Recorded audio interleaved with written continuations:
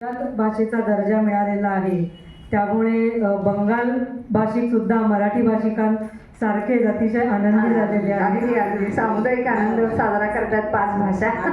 आणि आज आपल्याला बंगाल भाषेचाच आपण साजरा करतो, म्हणजे आपण दोन्ही बाजूला अभिजात भाषेचाच आपण आनंद साजरा करतो.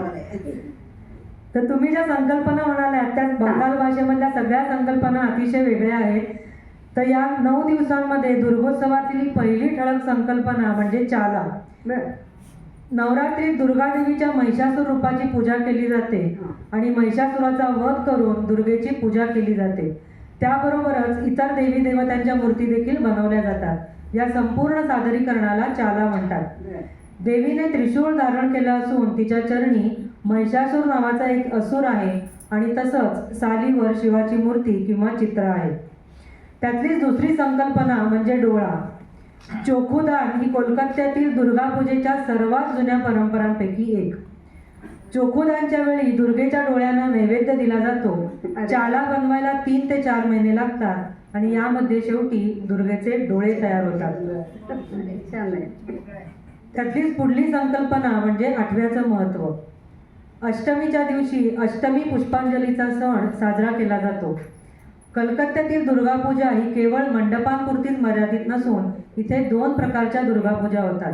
एक दुर्गापूजा ज्याला पारा म्हणतात आणि दुसरी बारील, जी कलकत्त्याच्या उत्तर आणि दक्षिण भागात आयोजित होते आणि ती घरोघरी साजरी केली जाते. सामुदायिक केंद्रांमध्ये मात्र परसाचं आयोजन होतं.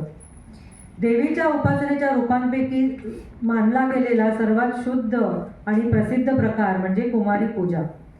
देवीच्या या रूपाची पूजा करण्यासाठी 1 ते 16 वर्ष वयोगटातील मुलींची निवड केली जाते आणि त्यांची आरती केली जाते. या संध्याकाळची आरती या संकल्पनेला विशेष महत्त्व असून 9 दिवस चालणाऱ्या या उत्सवादरम्यान संगीत, शंख, ढोल, नगारे, घंटा आणि नृत्य गाण्यांमधून संध्याकाळच्या आरतीचा विधी पूर्ण होतो.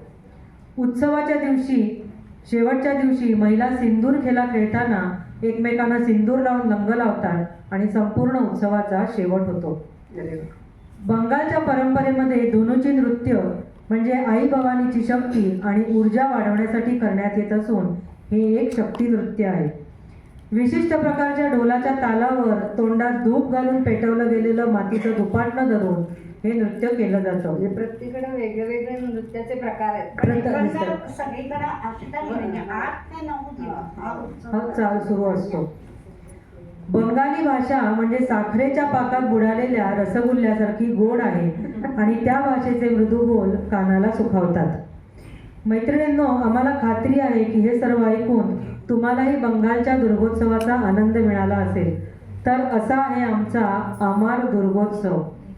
आमादे आजको छोट्टो अनुशांती शेष करा जाग शोभर जोनो शुभो कामना. नमस्कार.